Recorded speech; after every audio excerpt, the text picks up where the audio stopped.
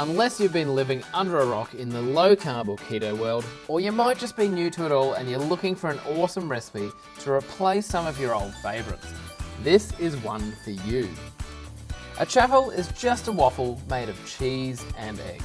And before you click away in horror and disgust, let me insist that this is delicious. And you will really have no idea that you are eating cheese and eggs toasted quaintly in a little waffle maker. Seriously.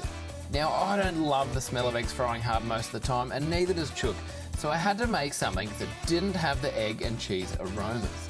So trust me, these do not taste like eggs. Chaffles made with egg and mozzarella cheese taste just like a waffle. Top them with butter and sugar-free syrup and a bit of passion fruit, and they really taste like the real thing. And I challenge you to refute that statement. This is 100% going to float your boat, it's going to melt your cheese, and it's sure going to peel your banana, and it's going to pick your blueberry. I'm not sure what just happened there. Anyhow, let's get on with it.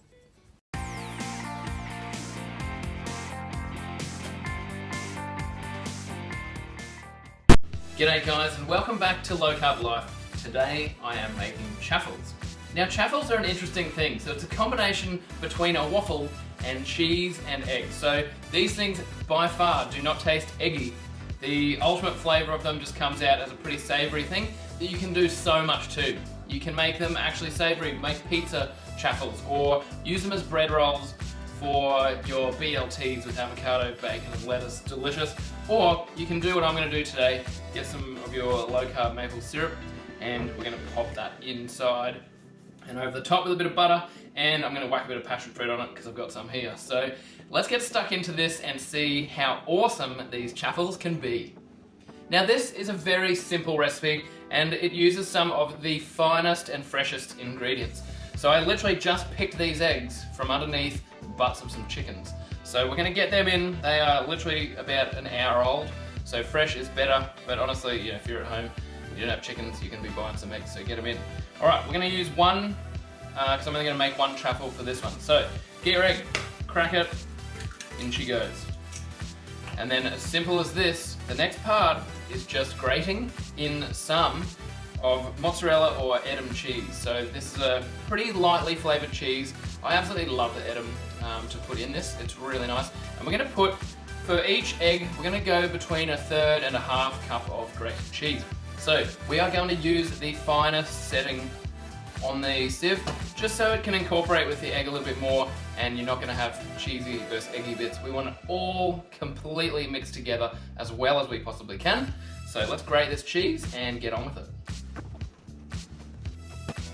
Next I'm going to add in about a teaspoon of stevia, or not even quite, maybe half a teaspoon of stevia straight into the egg. We're going to give that a bit of a mix first before we actually put the cheese in, because we want that to dissolve a little bit as much as we can. That's pretty much it guys, it doesn't have to be thoroughly mixed, you just want to break it up as much as you can.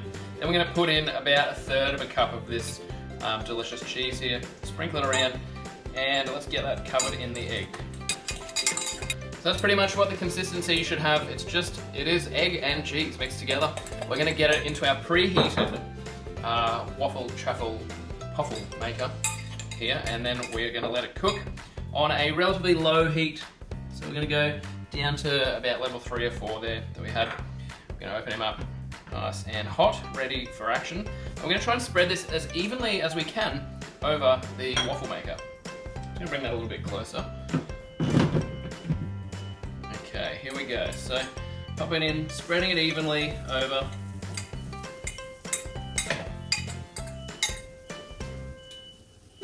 Making sure it's as even as possible because you want some good spread on this. So it really looks like a nice big waffle chaffle. Alright, we're going to shut this down and we're going to let that ride out and cook until it is beautifully crispy brown. You might get a bit of excess coming out the edges.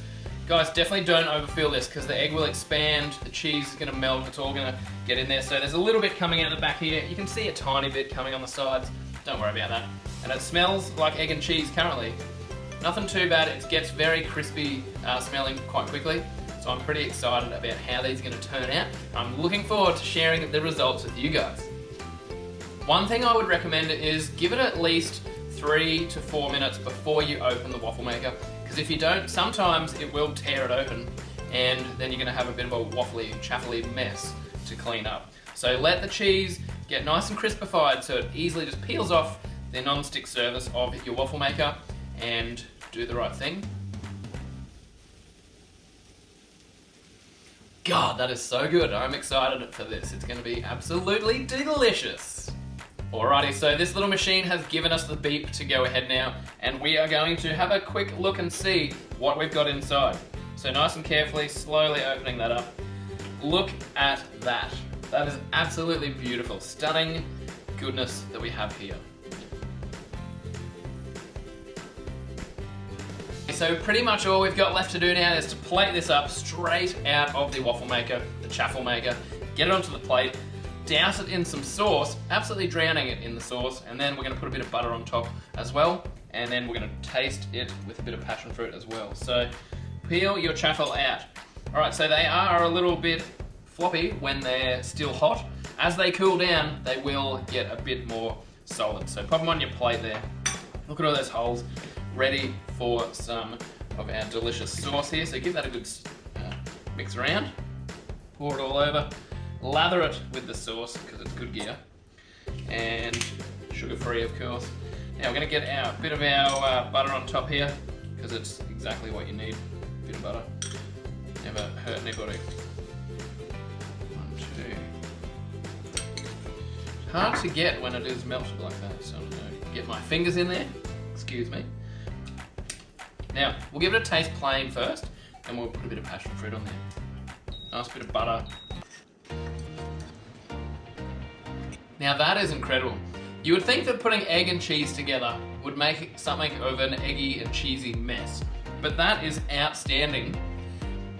It gets really crispy, it just soaks up that sauce, and that is really incredible. So I could see this as a sandwich, kind of, pieces of bread, rip it in half, or if you're really hungry, get a huge, big one, whack a bit of stuff in between and another one on top, and you've got yourself a bloody burger right there. So let's try it with a bit of passion fruit. I think, it's there's not much to improve on here at all, but passion fruit is one of my favourite fruits, and I'm looking forward to getting that on here. So let's give it a bit of a round there. Oh, it came out as a nice, neat little blob. Alright, we'll stir it around, and I might have to make a second one of these, I think. But yeah, there's nothing better. One really good thing is putting a passion fruit in the fridge makes it quite a bit nicer, especially on top of some waffles and chaffles. So let's have another go at this one.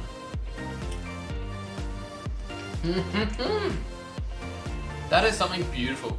Absolutely beautiful. The acid of the passion fruit kind of complementing a little bit of the fattiness from the cheese really offsets this thing. I'm going to be making these way more. They are fantastic, and it's only a relatively new thing, but honestly they are so good, so simple, and there are lots of different applications that we're going to get stuck into a bit more on the next few recipes that we're doing of these guys. These are so good that I feel like I should do like little happy chaffle dance or something. It's absolutely amazing. Guys, it is worthwhile to have these, so when you're craving some waffles or pancakes or whatnot, this is the way to go. It's absolutely amazing. They are super tasty, very, very good replacement for those sorts of things, and it doesn't taste like egg and cheese at all. So get around it, give this one a go. It's actually really quite easy. You saw it took me a couple of minutes to make. Get around it, you're gonna love it. See you in the next one.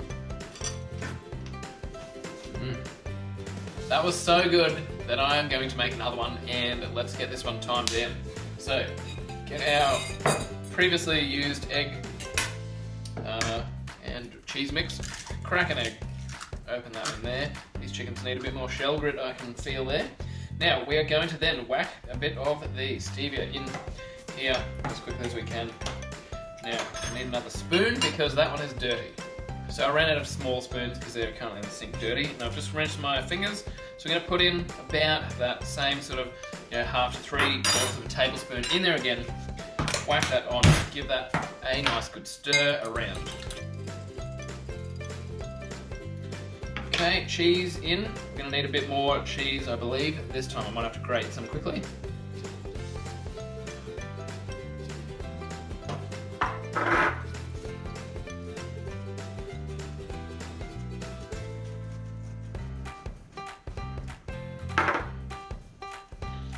thing I will say about the old Chaffles is that they are quite filling, but they are really, really delicious. Now guys, do keep in mind that we are eating just plain cheese and eggs, right? And being that there is quite a bit of cheese in there, you're going to want to watch those calories or, you know, your kilojoules within, because it's still quite a bit in there. But then at the same time, with keto or low carbs, you're not feeling that hungry, so this will satisfy you for quite a long time, and you'll be pretty right.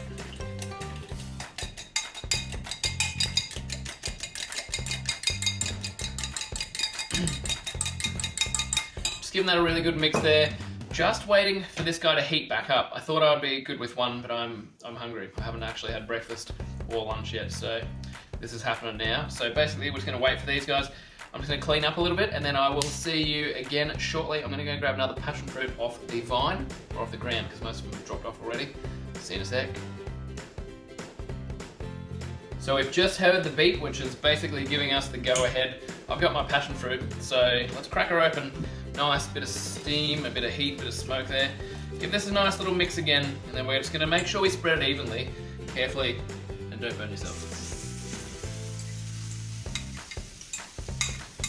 Alright, so spread evenly as you can, again, and don't overfill it.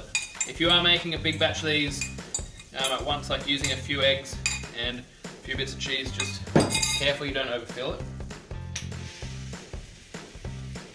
You know, that's looking pretty good. We're gonna let that cook for about 4 minutes, 3 to 4 minutes, and get cracking from there.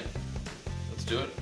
She's beeping at me again, so it's time to have a look inside. Let's open her up slowly. Look at that. That is super bloody delicious looking. I tell you what, that is looking amazing.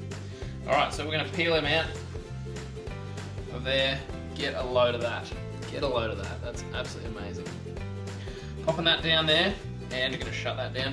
What we're gonna do, we're gonna dress it up again as we did before. So we're gonna get a bit of our maple syrup first.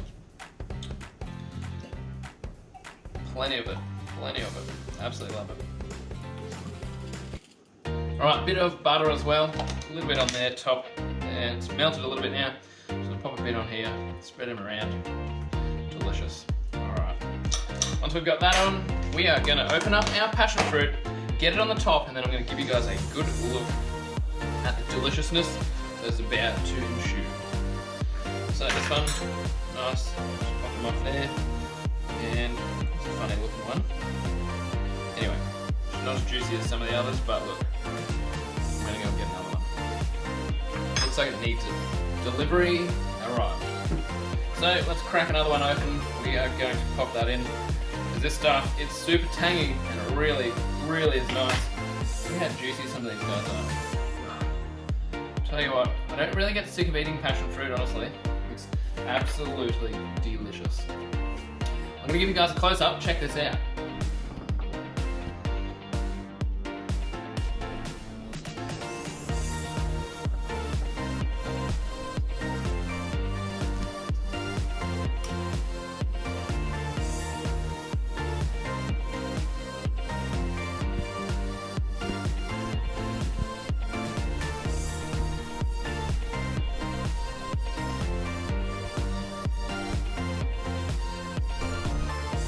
Well, what is it now? Time for testing, of course. Let's get stuck into it. Let's give it another go. Pretty much the same recipe as the last one, so she should be pretty good. Plenty of passion fruit, plenty of sauce. Now guys, before I destroy this whole thing, please go and click on that damn like and subscribe button, because both of them help us heaps to keep these videos going.